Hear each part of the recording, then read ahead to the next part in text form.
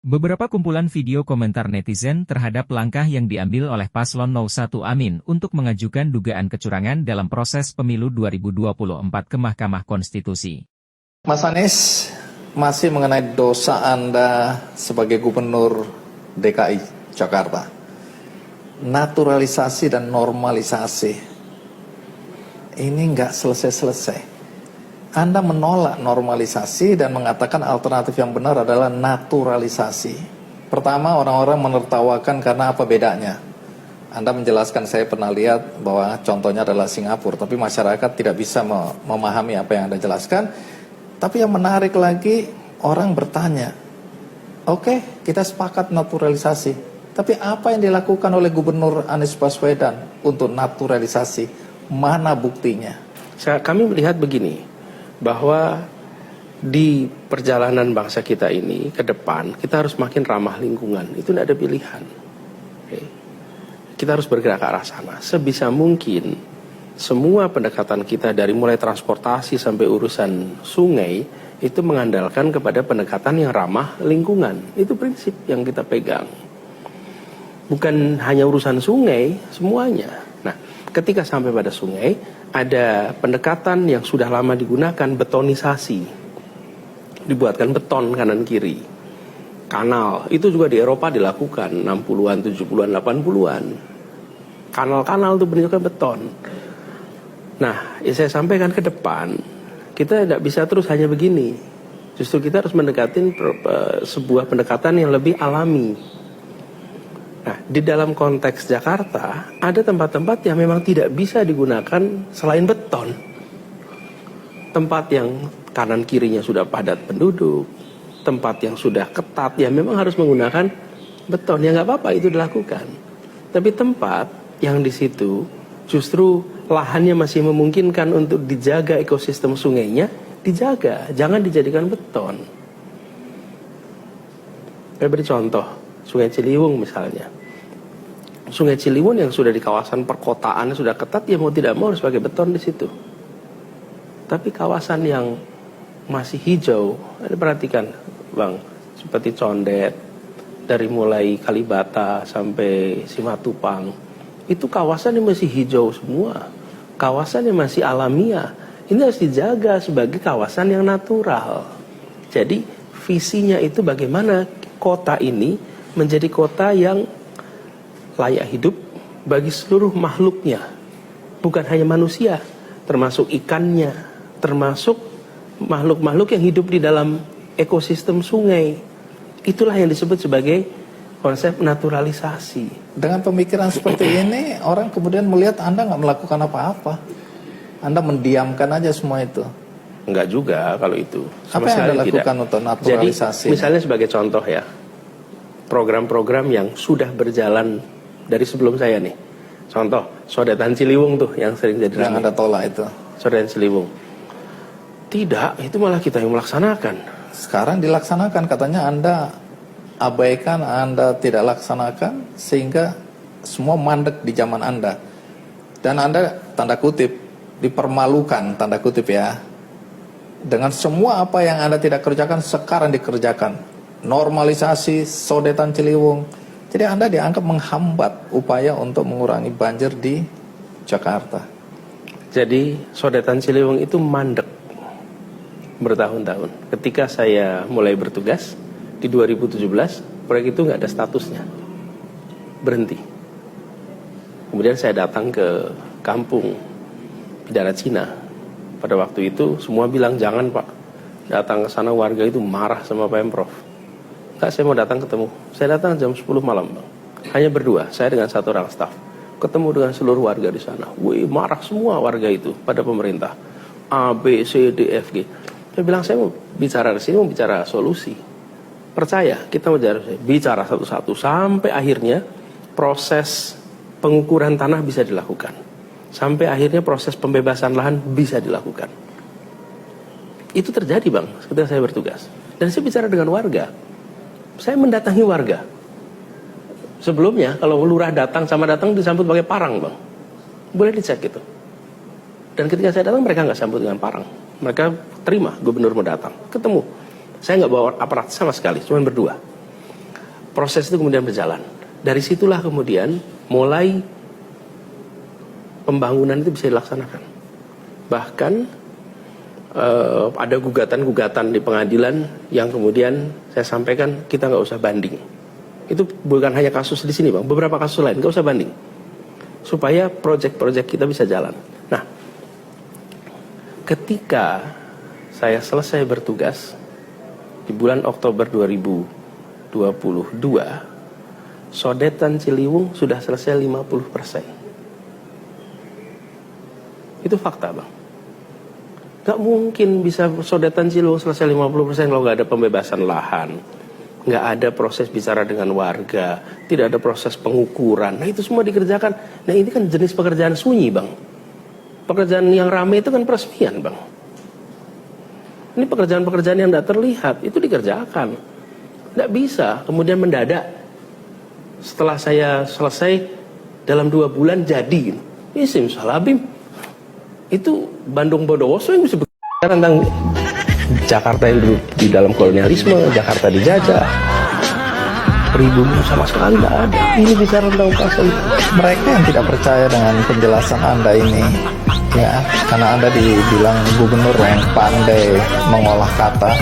Sekali lagi orang yang tidak menghendaki Anda jadi presiden ini ya, punya argumentasi berkaitan dengan Anda selalu menyebut, silakan lihat rekam jejak Anda yang menjadi dosa Anda yang selalu disampaikan berulang-ulang dan ini beredar di masyarakat. Anda kan dulu bilang bagaimana kita harus merajut tenun kebinekaan, tapi justru di era Anda membiarkan pendukung Anda menggunakan politik suku, politik agama, sehingga sampai hari ini dampaknya kata orang sangat dirasakan adanya konflik.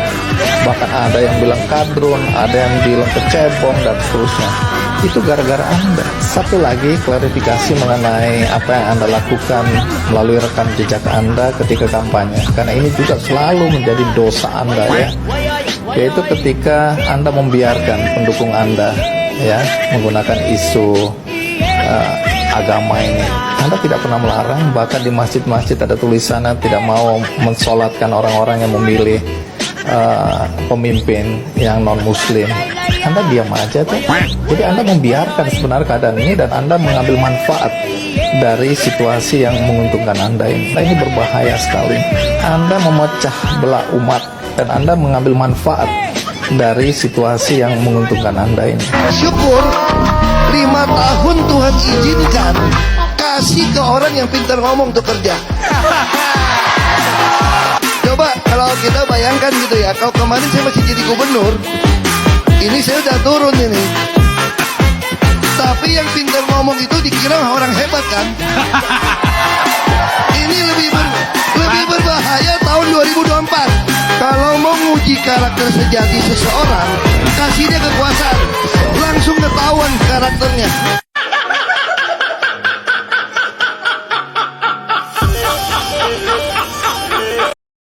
Tapi pencopotan Anda ini kan diikuti isu tidak sedap ya, bahwa ada temuan pembayaran tunjangan profesi guru yang kelebihan bayar. Ini istilah yang sering dipakai ke Anda juga, kelebihan bayar. 23,3 triliun kalau tidak salah angkanya ya. Kemudian yang menuduh Anda ini korupsi. Jadi Anda korupsi 2,3 triliun itu yang membuat Anda dicopot.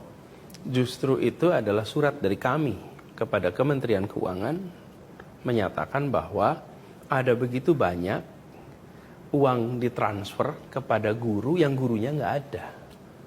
Itu justru laporan dari kami dan ada suratnya. Jadi bukan dibalik nih.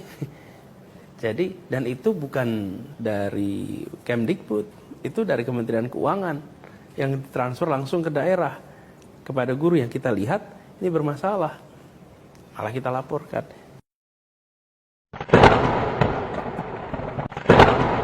Yang serius untuk jadi presiden, bukan yang main-main untuk jadi presiden. Anda ini berbahaya sekali. Anda memecah belah umat ketika Anda baru saja dilantik. Statement pertama Anda adalah ini kemenangan pribumi. Saya bicara tentang Jakarta yang dulu di dalam kolonialisme, Jakarta dijajah. ribu miliar sama sekali tidak ada. Ini bicara tentang fase itu. Mereka yang tidak percaya dengan penjelasan Anda ini, ya, karena Anda dibilang gubernur yang pandai mengolah kata. Sekali lagi, orang yang tidak menghendaki Anda jadi presiden ini ya, punya argumentasi berkaitan dengan Anda selalu menyebut, silakan lihat rekam jejak.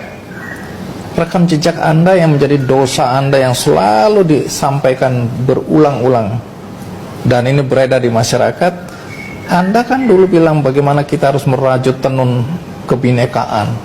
Tapi justru di era Anda membiarkan pendukung Anda menggunakan politik suku, politik agama. Sehingga sampai hari ini dampaknya, kata orang, sangat dirasakan adanya konflik.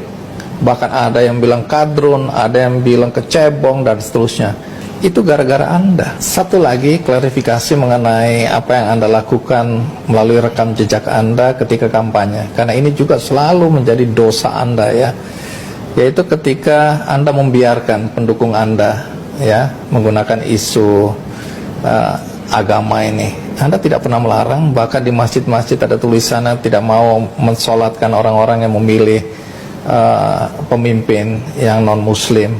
Anda diam aja tuh. Jadi Anda membiarkan sebenarnya keadaan ini dan Anda mengambil manfaat dari situasi yang menguntungkan Anda. Sekalian, hari ini KPU telah mengeluarkan pengumuman resmi yang Anies baru bangun tidur, baru buka TikTok, langsung nongol dia. Kenapa? Udah nggak heran saya, udah duga. Tinggal hanya ngomong nggak terima aja dengan kekalahan aja, ngomongnya pakai belok sana, belok sini, belok sana, belok sini. Toh poinnya di situ, kamu tidak terima dengan kekalahan kamu, ya. Dan sekarang kamu seolah-olah ini memancing kericuhan dengan cara ngomong bolak-balik gitu loh. Ya. Dengan cara ngomong kamu itulah muter. Ya. Padahal tujuannya cuma satu. Ya. Tujuan kamu itu tidak terima dan memprovokasi ya untuk video kamu ini ya. Kenapa? Udah ketakutan ya? Utangnya ditagih ya? Sama Yusuf Kalla. Ya. Sama Sandiaga Uno ya, mau gimana bayarnya kalau nggak ada menjabat ya? Udah ketakutan ya. Dan ketakutan juga ya kasus korupsi Formula E nya dibongkar ya, takut diselidikin juga sama KPK ya. Nggak usah lah buat gaduh masyarakat Indonesia ini. Udah terima kekalahan gitu loh. Kamu hanya membuat gaduh dengan cara ngomong muter. Poinnya yang saya dapat ya di situ. Capek tahu nggak bulan puasa ini, Anies. Katanya kamu orang agama yang taat terhadap agama Muslim, terhadap agama Islam. Udah capek-capek kampanye bawa identitas agama, nggak kepilih juga. Rugi dong. Assalamualaikum warahmatullahi wabarakatuh. Salam sejahtera untuk kita semua. Nis, iki wis kalah ya kalah wae. Kuwi menang ming rong provinsi. Ini Aceh. Kuwi paling ono Rohingya milih kowe. Mbok nek kalah ki wis kalah lho, rimo. Mau saya milih ki rakyat aku arep muni curang. Sebutke saksimu ora iso nyebutke curang bagian ngendi yo. Kowe malah gambleh, ngangkem, ketika maka iki marai rusuh kok Jan. Balik Yaman wae lho. Lho mak-mak sing demo ra cetha lho. Karena omongan iki berbahaya ngono lho. Mendoktrin wong dadi ra logis. Wis balik Yaman wae. Esuk-esuk rasa nyalon meneh. Marai sepet ta, ora. Wis pokoke di Bunur Aceh wae ra apa-apa ono. Assalamualaikum warahmatullahi wabarakatuh. Salam sejahtera untuk kita semua. Saudara-saudara, Nah, teh, mak baca paham lulu teh. Munda kalah teh. Tetirti dina tadi ertin teh. Tetirti bayi marah dina. Munda kalah ki dong seborong. Pinter mah pinter. Ada boleh ring pinter. Aduh, teh, mana karpokan. Karpokan dong seborong. Cuy. Aduh. Mak ribut. Mulai pilihan presiden kiro. Anak calon deh sih paham meruwet ke rakyat. Ansi meruwet ke ruwet ke pemerintah betul. Ke ruwet.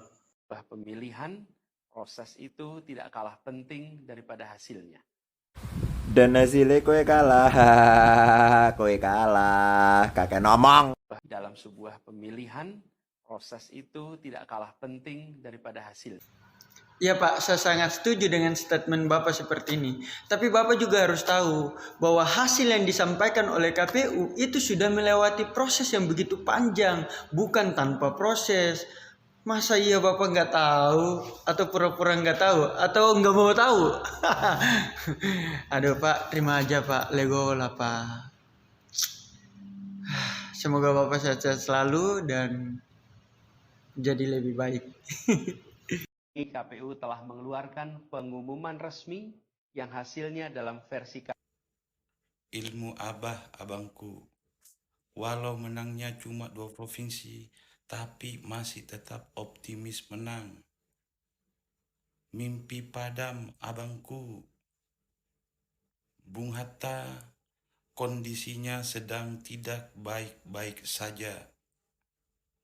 Dan menemukan begitu banyak ketidaknormalan. Aduh, kan masih ngeyel aja. Hasil KPU tetap kalah, masih ngeyel. Caimin dan Pak Anies ini, ya ampun. Makanya jangan merendahkan orang kalau dibantu. Masyarakat udah sadar mana yang terpilih, mana yang wajib jadi presiden. Ya 02 Prabowo. Situ mau keluar nggak bakal merubah. Suara cuma 24% kok. Udah legowo. Gak usah ngajak-ngajakin demo nantinya. Udah legowo tuh. Udah keluar kan? Tetap kalah. Terima kekalahannya. Oke? Udah. Gak usah ngajak-ngajak masyarakat ini itu lagi. Masyarakat jelas sudah milih Pak Prabowo. 24 dibanding 58%-nya jauh, ya ampun. Udah, legowo ya, biar aman Indonesia ini. Tinggal melihat, besok dilantik Pak Prabowo. Salam, akal sehat.